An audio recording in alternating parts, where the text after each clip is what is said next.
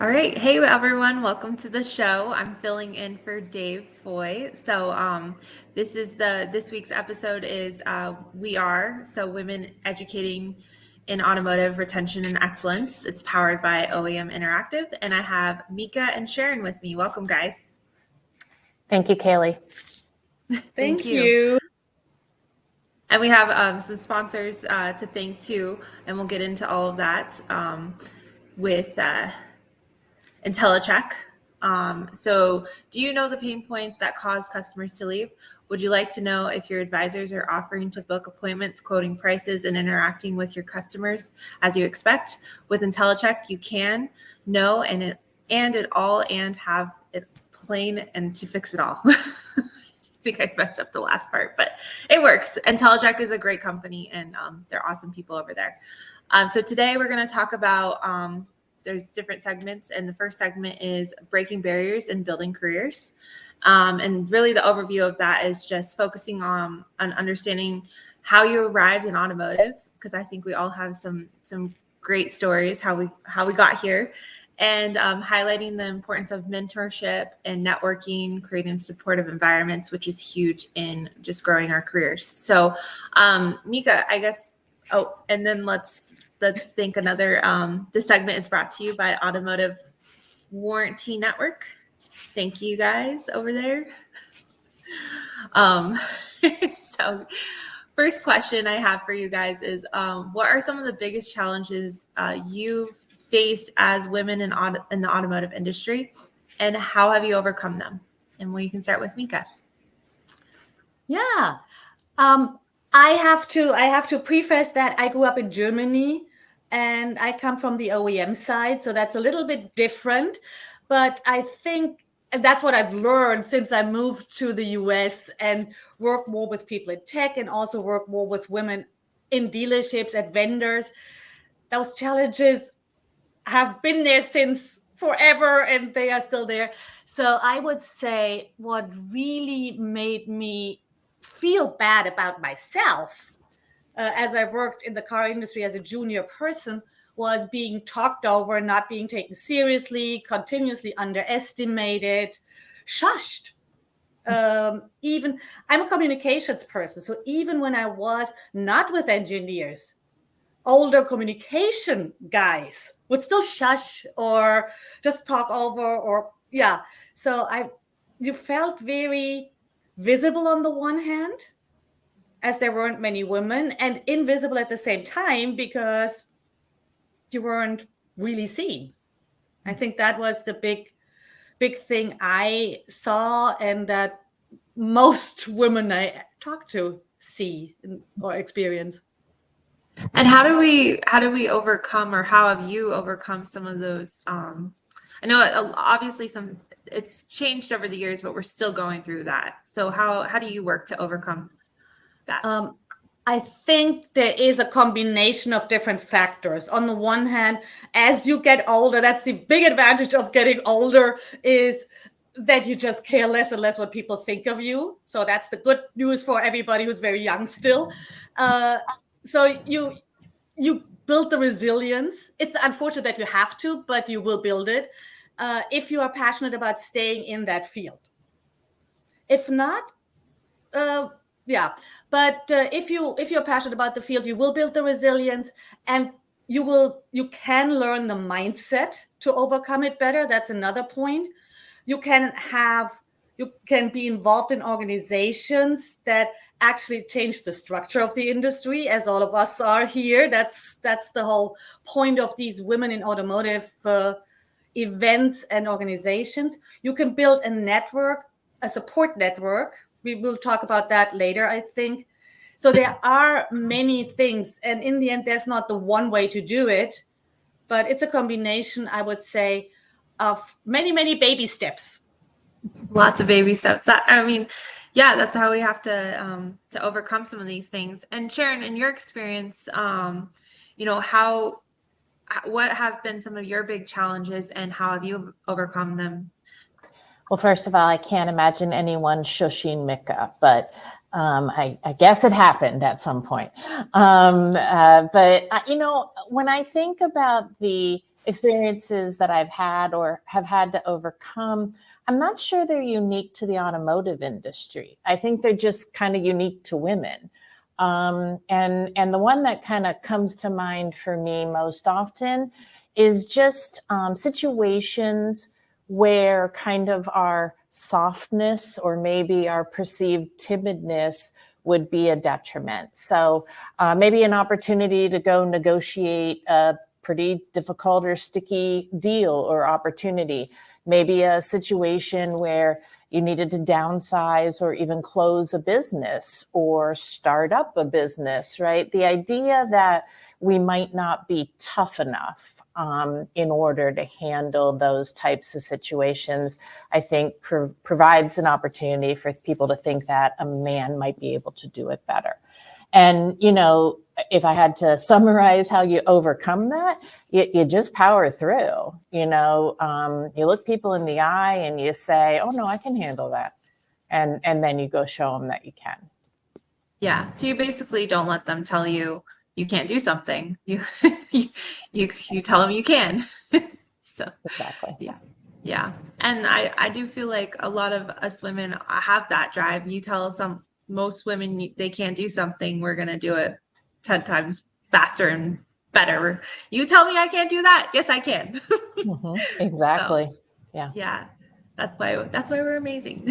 So, what about mentorship? I know that's been huge in my career, is having those people to fall back on and really have them tell me I can do stuff too. Because sometimes you really question yourself too when you're in that mode of like someone's telling you can't do something. You also start questioning, and so mentorship is huge. So what advice would you guys give on just how do you find a mentor? Does it just magically happen, or I don't know? What's your experience? We can start with Mika. I would love to give a shout out to my mentee, who is a young woman from the global south. And she decided when she was very young that she wanted to work in the German car industry and made it happen for herself. She is there now, and is going to college and working for OEMs. And she met me in a workshop I did with her department. And afterwards, she reached out, said, can we hop on a call? And she asked me if I would be willing to mentor her. And just for the courage to do that, of course, I said yes. I mean, of course, I'm so impressed by everything she does, and I love to mentor her. But she did this thing, and if I had said no, it wouldn't have been personal. It would have been a matter of I don't have the capacity, whatever, or I don't feel we are a good match. But just asking, that is really how you make those things happen. She got a no from someone else, but she did it. And I think that is that story. And she's 21 now, I think. So she did that when she was 19 or 20. That was already when she had moved herself halfway across the world. So that courage, I think, pays off. And when people say no, it's not about you. So please ask, and then be specific. That's the other thing. If someone says, oh, can you introduce me to, and then says something very general, I'm like, I know 3,000 people in, I don't know, in the industry. What do you need? So know what you need. Yeah. And ask specifically. That makes it easier. It's not rude to ask for specific advice or introductions. It actually makes it easier for the other person. That makes sense. Yeah, that's great advice. What about you, Sharon?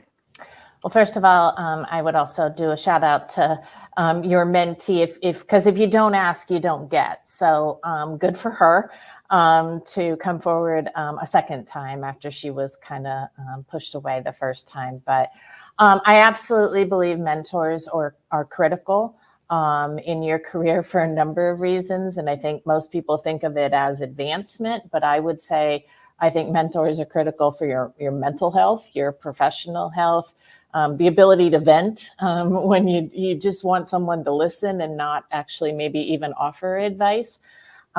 Most of my mentors have been men. just because of shared experiences, working on a project together or being in a business together. And then over time, you continue that relationship when that project or business ends and you want to ask advice or experience. But I do think having a female mentor for young women is also critical, because I think there are things around gender bias or other female specific issues in the workplace that it's just easier to go to a female mentor. So I would recommend both. And I would also recommend having mentors within your industry as well as outside of your industry. I think we can breathe our own exhaust. I guess that's a bit of a pun in this industry that we're in. But I think it's oftentimes really important to get a fresh perspective and new ideas from somebody who's not as close to the situation as maybe your other mentors are. Oh, yeah. I love that advice, having in the industry, outside the industry. And then what I'm gathering too is just being specific of what you're looking for and asking for the help, because you're not going to get the help without asking. That's right.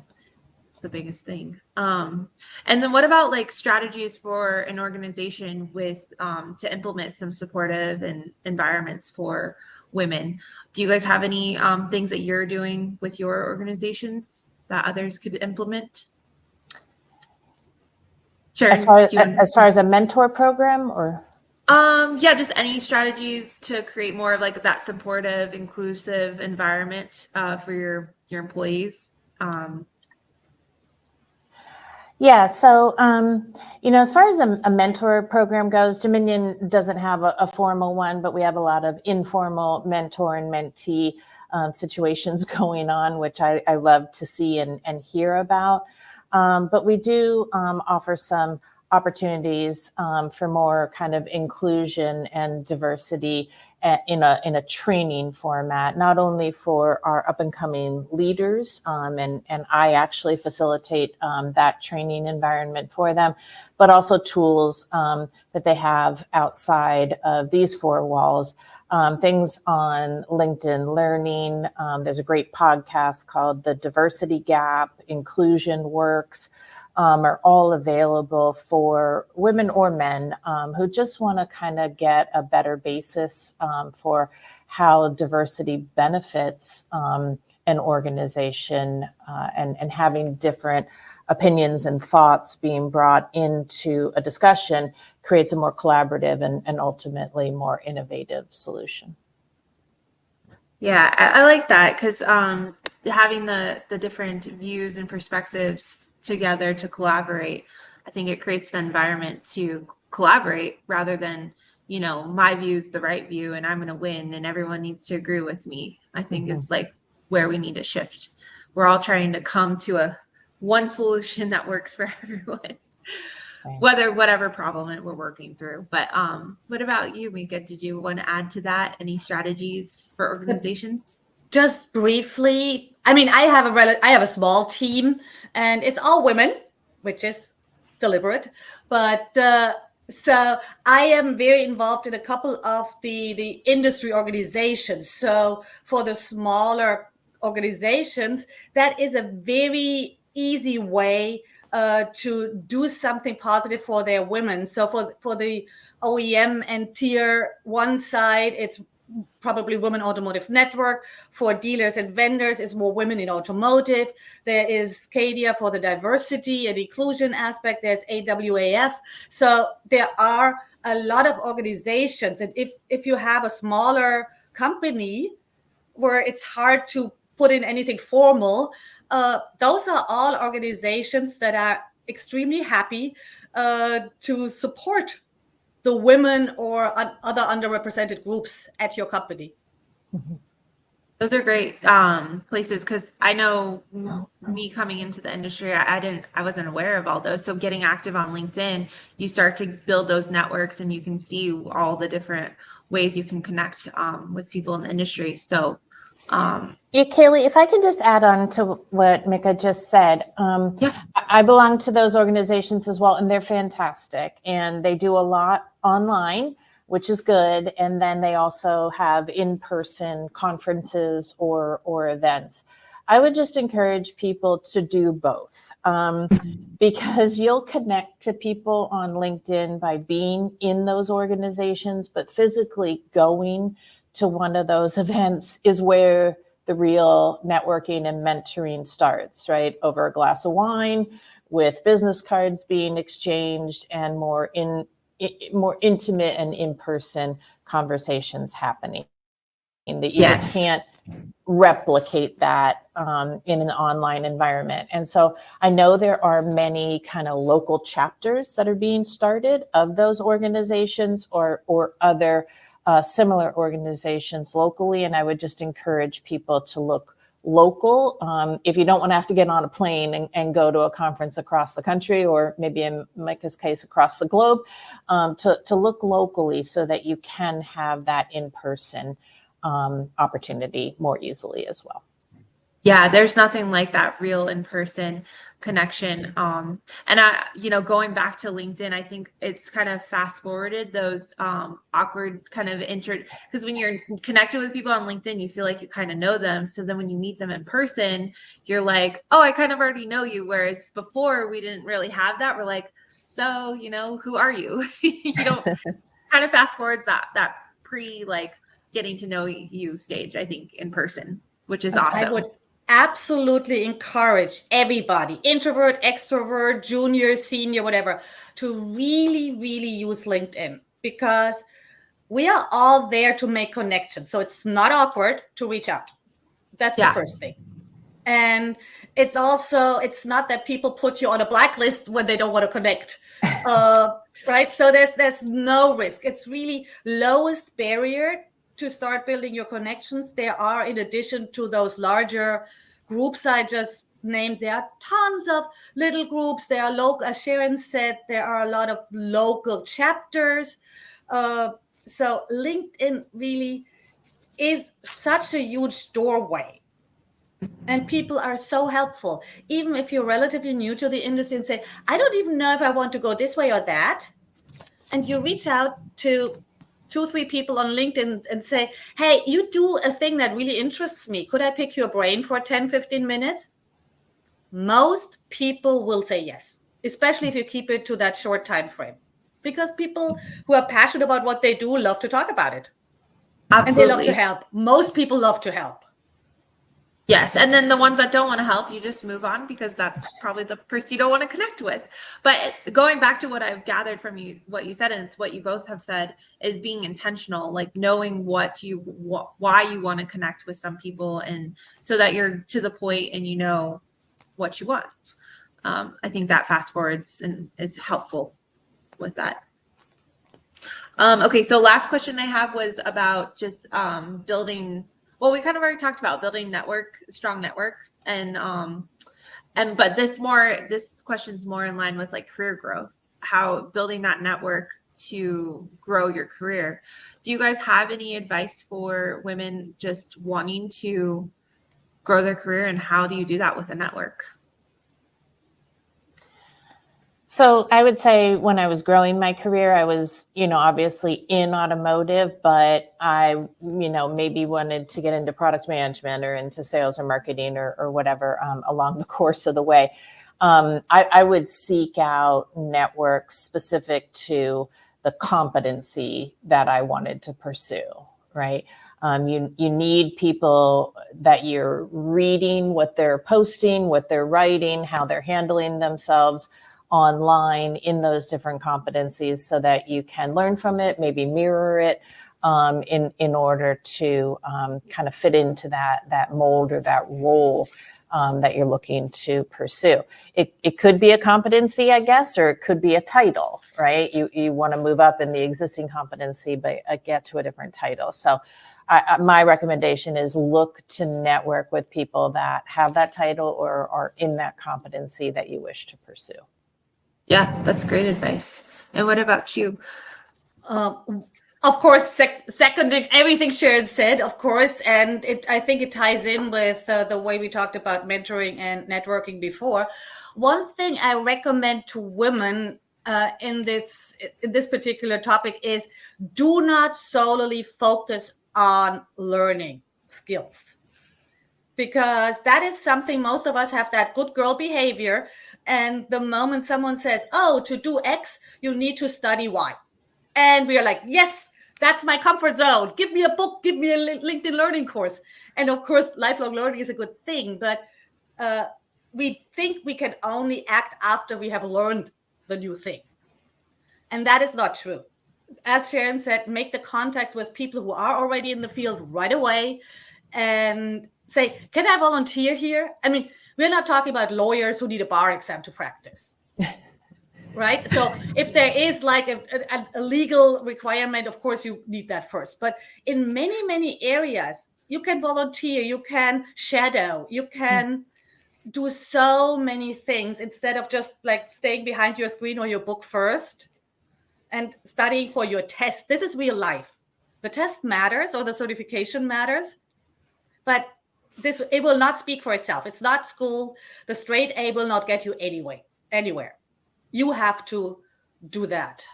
I think that is especially something that's a step harder for women, because many of us have 20 years of being applauded for the straight A's, or like putting in the academic work, the school work. So it's harder to, make yourself go beyond that, but it's crucial. Yeah, you're saying, put in the work and get that experience, as well as, further than the education, because there's a difference with physically doing things than learning to do things I think that's what you're saying. Okay, so now it's time for the quote of the week, and that's sponsored by Parts Edge. Thank you, Parts Edge. So the quote of the week is, women are very good at balancing responsibilities, and we need that kind of skill set, especially in leadership positions. I would 100% agree with that. And again, that's brought to you by Parts Edge. All right, so the next segment is sponsored by Petra. Thank you, Petra. Great group over there. I love all these sponsors. I know a lot of these people, and they're great people. So the next segment is about leadership and innovation. So we want to talk about advancing roles in automotive industry and exploring leaders and driving change, impacting technology advancements, and just the significance of fostering culture and innovation. I think that's a big deal in what we're dealing with as our industry right now. So how can women leverage leadership skills to drive change and innovation within their organizations? What advice would you guys give for that? And we can start with Mika.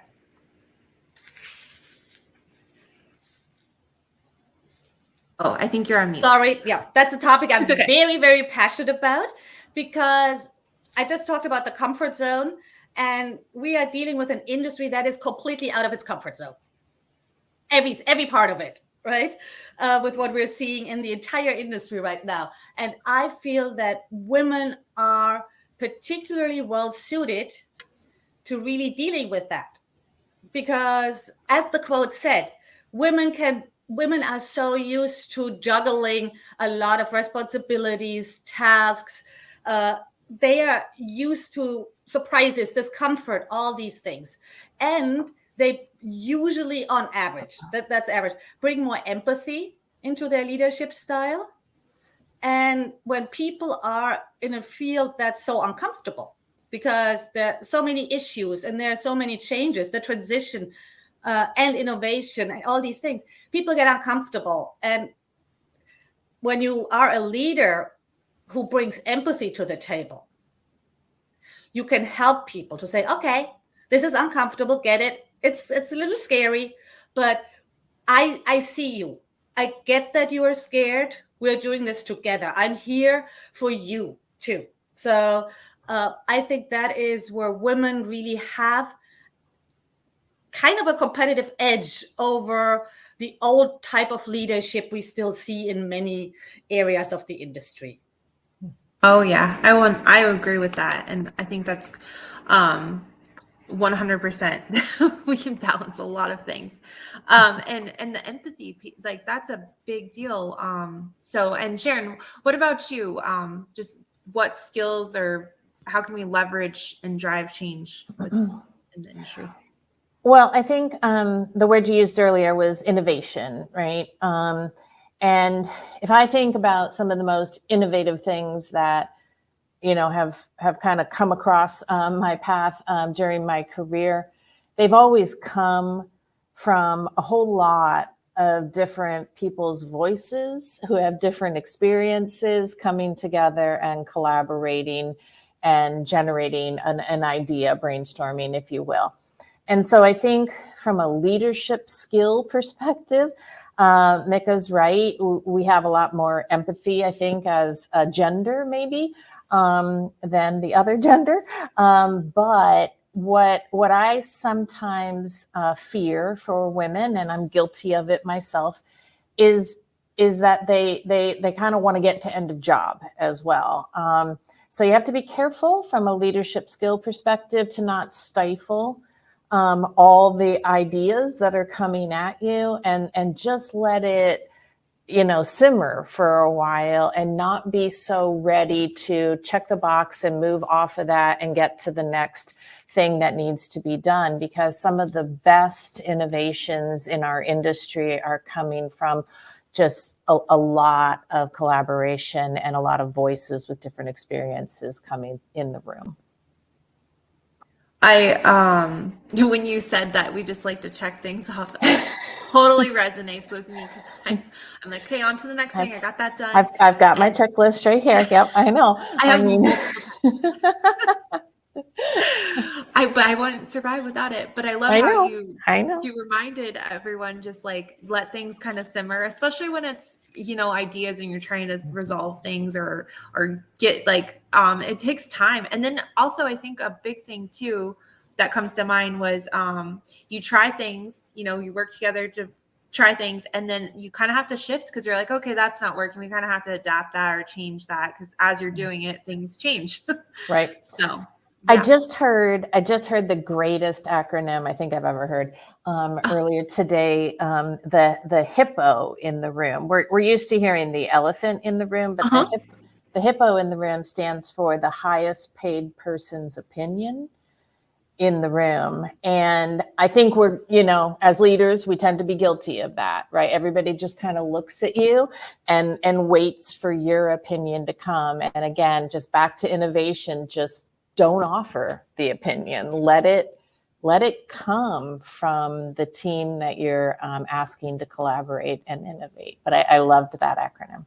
I love that. And I think as leaders, especially in your guys' roles, you kind of have you feel like you have this obligation to make the decision where it's a lot of pressure and you're almost like, you got to take others, other input and not fully rely on you making that decision. I think that's what you're saying is like, get everyone together to help make that decision rather than solely on you.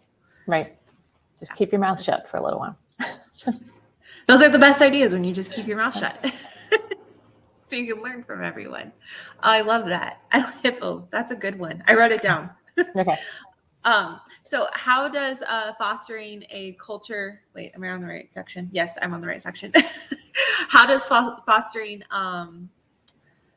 a culture of innovation help promote gender diversity in the workplace? And we've kind of already talked about this, but just kind of a different perspective of, how can culture and innovate?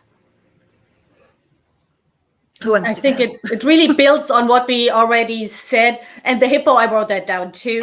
I mean, we know that our first idea is never the most creative one, which mostly is good because I don't want to have a new creative idea for doing everyday tasks. Mm-hmm. But in innovation, I need that new idea. And that's, I think, where the really very intentional bringing more voices, different experiences to the table is so important. Because what I'm seeing right now, just like coaching and consulting, in this sphere is that people tend to be proud for checking diversity boxes, like we have X% women here, which is good, of course. But I think what is missing sometimes is we need diversity of thought. And so if you have a bunch of, I don't know, white women from white middle class women with academic degrees in the room, again, you probably have a very homogeneous group. It's maybe it's in the industry, it's still not the majority culture. So it offers a new voice. But then there are many other voices that are still not being heard, even if the women's share might be met. So diversity of thought and experience is something we can intentionally foster and have to foster for innovation. Mm-hmm. Yeah, you said it's not the majority. It's so I think 80% of automotive purchases are either made or influenced by women in our industry. 40% of the roles, jobs, whatever you want to call them, in our industry are filled by women, but only 20% in leadership roles. And, you know, most of those roles that are filled by women are HR, accounting, finance. You know, you don't see a lot of women technicians in the shop, more today than used to be. But, you know, we have some work to do there to be able to accurately reflect the consumer gender profile that are buying and having vehicles serviced in our industry. I think fostering a culture of innovation ensures within a company that everyone has permission to come to the table with their ideas. If not, if that culture doesn't exist, then women can feel silenced as it relates to bringing their ideas to the table. And as I just articulated with those statistics, it's really, really important for us to hear the perspectives of women in our industry, because that's the reflection of the consumer. Yeah, that and when I hearing you guys talk about this, there's basically what comes out of it is, you know, there's a difference between saying something and having that culture. Is Right. Basically what we're talking about, and creating those actions. And you know, you could say you have that type of environment, but then all the women feel silenced. You know, there's a difference. Mm-hmm. And so, yeah. Okay. Next question. What role does technology play in creating new opportunities in women, for women in the automotive industry? Because technology, we're advancing rapidly. So I kind of feel we've already covered some of it, but we can go ahead and talk about the technology part of it. And we can start with Sharon, maybe. Sure. Actually, I recently spoke at a local college here to a women's group trying to promote the automotive industry. And, you know, I asked the question up front, what do you think of when you think of the automotive industry? And, you know, I called on somebody and they said, grease under the fingernails. You know, that is a perspective, obviously, but boy, has it changed. If you think about just the amount of technology in vehicles today, and the fact that EVs don't have grease or as much maybe as the combustion engine cars did and do today. We're really transitioning our industry across all aspects, from manufacturing to retail to all of the vendors like myself that support those other two components of the industry with technology and services, so that they optimize their consumer experience and their team member experience. So I just think that the idea that it once had this perspective of being kind of blue collar and, like I said, grease under the fingernails, to where we are today. We need more communication to young people coming out of school, what trade schools or secondary education, to really help them understand where the opportunities exist for them in this industry, because it is almost all around technology. It really is. I think, yeah, it's absolutely all around technology. And you're right. I mean, going to school, at high school, we had classes where it was auto body, and it was like, okay, go work at a dealership because you're gonna get grease on your fingers, and that's that industry. But there's so much more than that. It's technology, marketing, sales. There's just, it's such a magical thing, and you could try it all. That's right. And so, Mika, what about you? I would also add that we've seen in the pandemic with many people working from home that it can be an additional stress on women, but it can also offer a lot of opportunity by seeing how many jobs can be done from home. And so this is something, it comes with upsides and downsides, but it's certainly a thing that you can make work for you. In a lot of fields in automotive, and also like the OEMs that go to an agency model for EVs or pre-owned cars, that can benefit people who need a little more flexibility in there. So that's usually women. Women need the flexibility. So that, again, it comes with upsides and downsides, certainly. But those, when you really look for your opportunities, I think these new ways of working, that they can really pay off for women. They can make it work for them. When you say new ways of working, what do you mean exactly?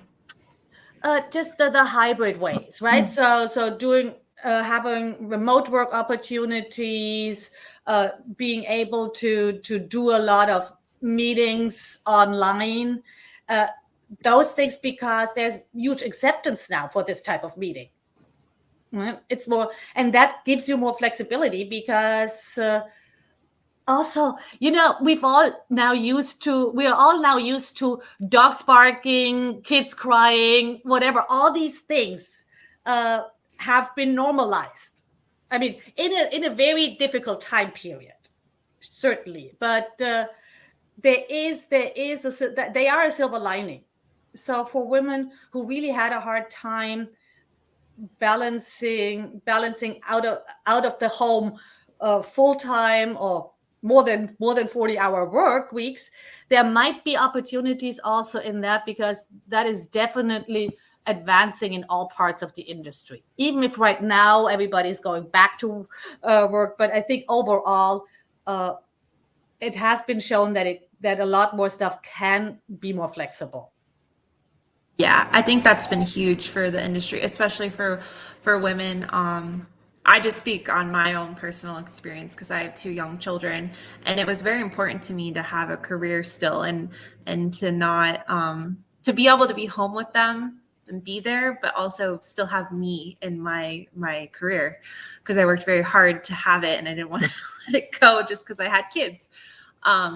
So yeah, it's something that's been so amazing to see that kind of normalized, like you're saying. Sharon, did you already speak about this, or did you have anything to add? I can't remember. Oh, yeah, I started this Yes, one. you started. Okay. So just the last question I have for you guys is just advocating how we can advocate for women inclusive and forward thinking policies in the companies. And I think I heard you guys talk about going, to schools and advocating about how awesome the industry is and the opportunities. Is there any other things that we're doing that we can advocate for? Yeah, I think when I think of policies within companies, right, that's different than advocating for the industry. That's really advocating for women. And as much as we want to be treated the same, we are different. And, to your point earlier, Kaylee, we're the only ones that can carry, a child for 9 months. Not the only ones that can care for it afterwards, but certainly the first 9 months are on our shoulders. And there's a lot of other unique health-related items that are also unique to women that companies have typically treated as taboo conversations, and are now starting to open up and really put unique healthcare plans or policies in place. I was at a conference a couple of weeks ago where I heard that General Motors is now offering healthcare benefits for women who are going through in vitro. So that's amazing. And that's something that I think was just kind of like, deal with it, right? Your body's going through all of this prep stuff in order for you to hopefully be able to have a child after you've struggled, and all the psychological implications of that. And you're just supposed to show up to work every day and act normal. So I think that's an amazing new policy. At Dominion, we have healthcare policies associated with women's health, things that happen during pregnancy, and then, of course, obviously also later in life. So I love the idea that some of the topics that have been taboo and not talked about openly are now starting to be openly discussed, with policies applied to them as well, which is great. Yeah, I didn't even think about that, because just what you go through if you're struggling to have a child, and then when you are pregnant, all the health part, it's like almost like you're expected to just have the kid, and then you're like, okay, back at it. You're normal. But I read something, it takes 2 years for a woman's hormones to balance out and actually feel like herself again after having a child. I don't know. My son's 26, and I'd say I'm still struggling, but anyway. Don't tell me that. Gosh. Mika, what about you with policies and things? Gosh, I think that's so amazing that Dominion's doing that. Any other experiences? I'll give you a tiny example, which I heard recently from someone at an OEM, where they don't have tampons in the bathrooms on the shop floor.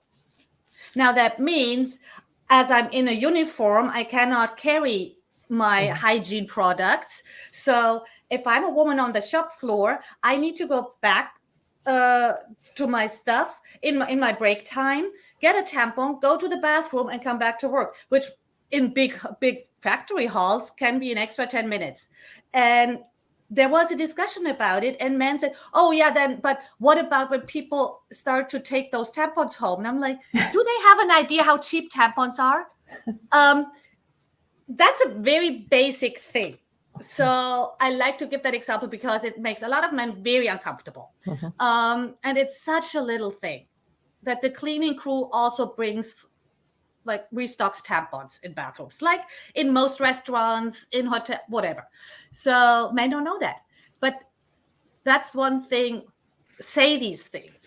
And for men, listen. If a woman tells you these things, it's probably not because she wants to steal $2 worth of tampons. It's not. And then also, I think for female leaders, make sure that you really sponsor your ERGs if you are in a bigger organization, or the women's group, the networks, the diversity networks. And they need budget. They need budget to bring in their speakers. They need budget to really budget they control, so that not every time they want to do something for their members, they need to go begging to a director. So budget money talks, right?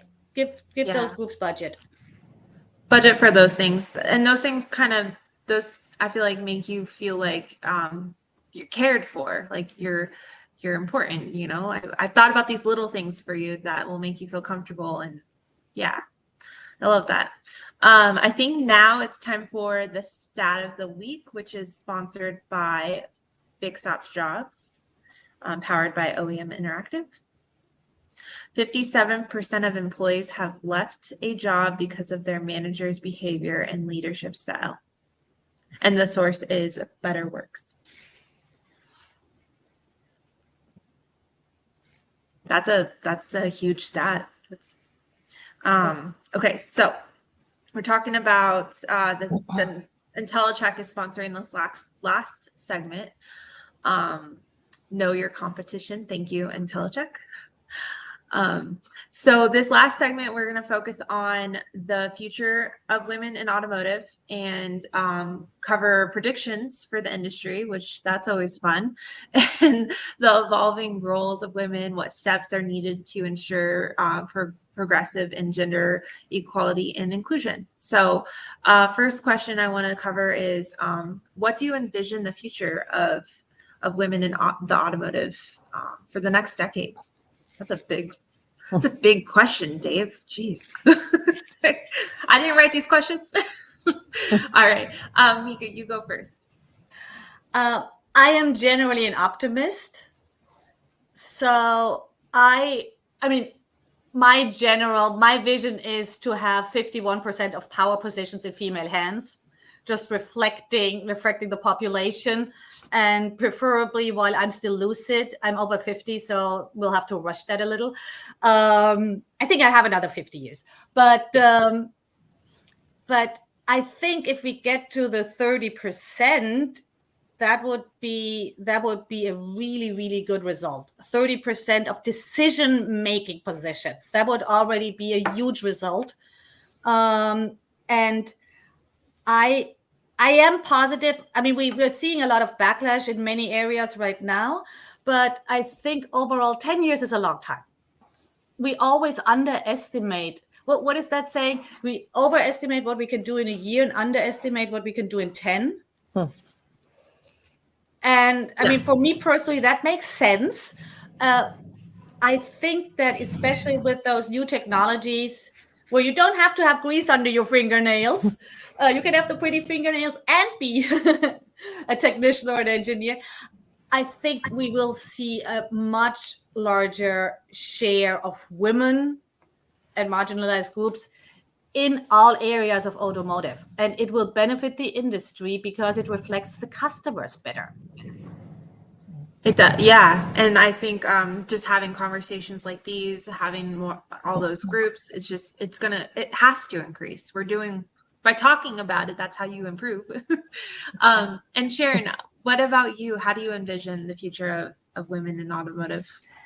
Yeah, so I'm not going to predict any percentages, but like you just said, talking about it helps. And I guess my vision is that we're not talking about it anymore, right? That it has equaled out to Mika's point, that it reflects the percentage of the population, or more reflective of other industries, maybe healthcare as an example. And we just don't have to have the conversation anymore. And that I do think we can get there in a decade. Absolutely.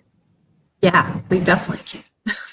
And what about how can training programs better prepare women for careers in automotive? And we'll start with Sharon. And yeah. So like I said, I mean, I'm just advocating for women here locally in the local schools and colleges. A little bit of an extension of a STEM, effort as well. But I think just education, that it's not grease under the fingernails, is a good start.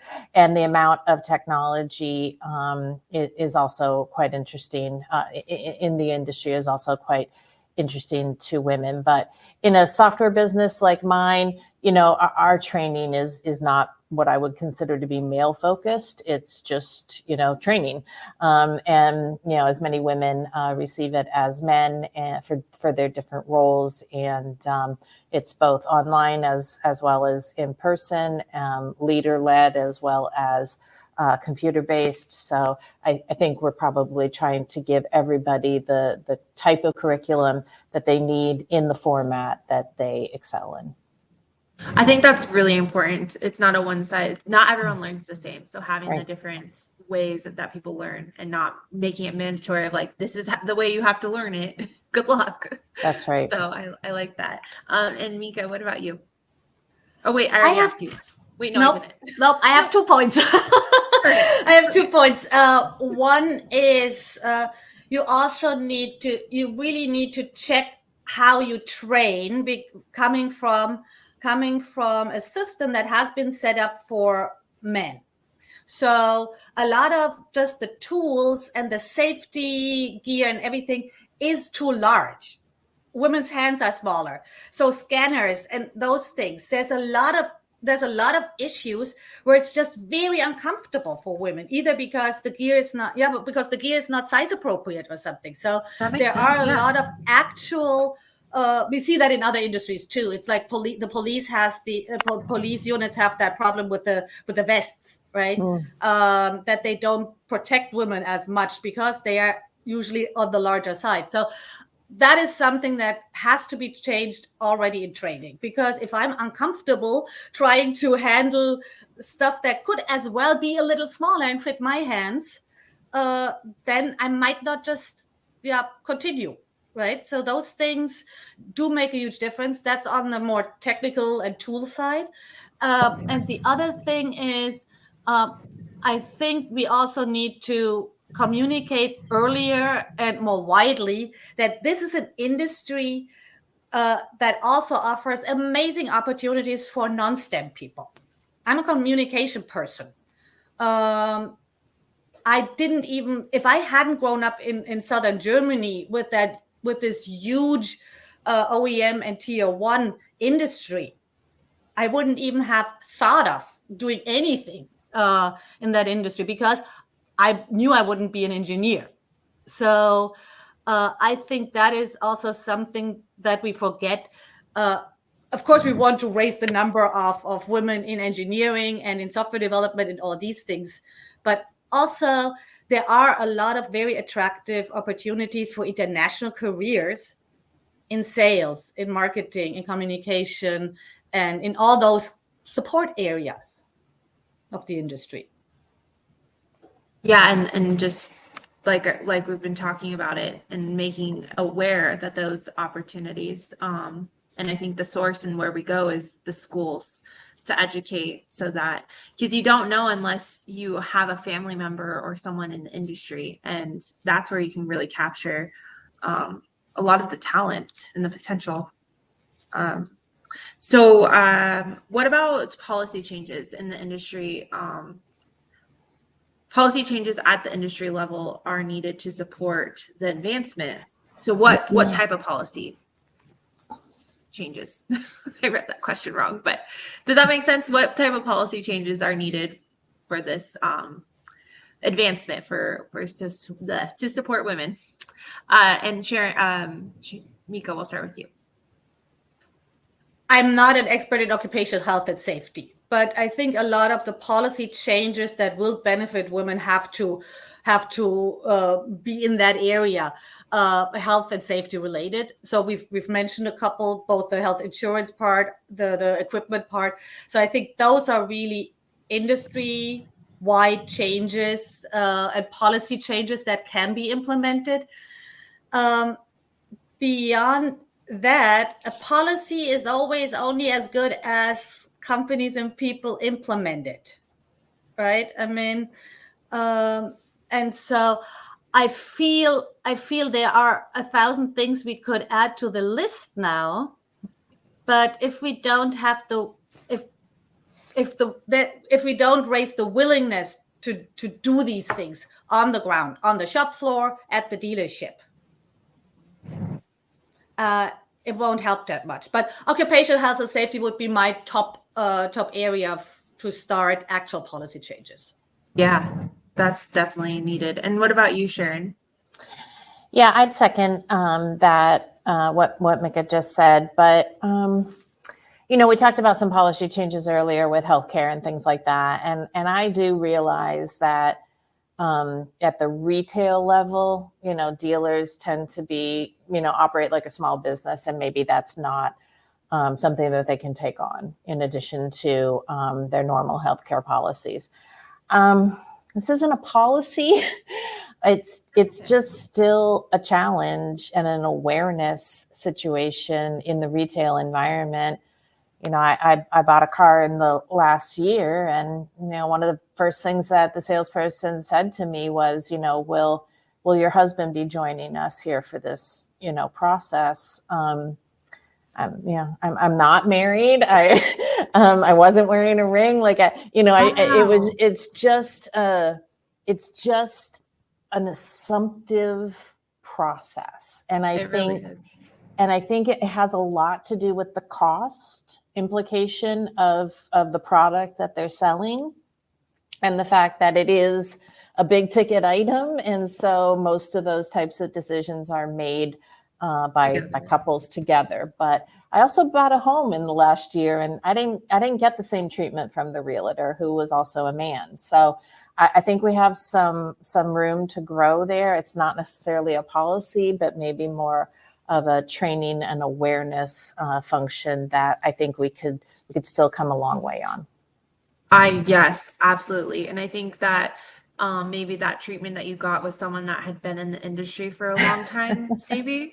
And so that's where you have to continuously talk and make it aware that, it's just something you can't do. It's kind of offensive. That's right. But it's so common, right? It's so but common. no matter what industry you're in, you can't do that. Houses. Yeah, it happened to me for sure when we looked at houses, and I had the list, I had the checklist, I had my reading glasses. I was obviously the one in charge of the extras for whatever we were doing. And I was confronted with a person who hardly talked to me, but always looked at my husband. Cars, same thing. So thank you for mentioning that, because I think that is something most women can relate to, and that on the dealership level, that's definitely the number one thing that I also have to think, like, those people obviously don't have wives, because everyone knows the wife is the boss. Like, come on, guys.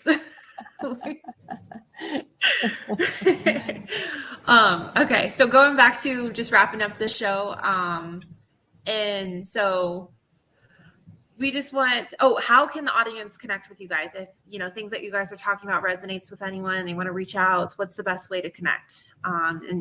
And Mika, we'll start with you. The best way is LinkedIn, because I check that every day.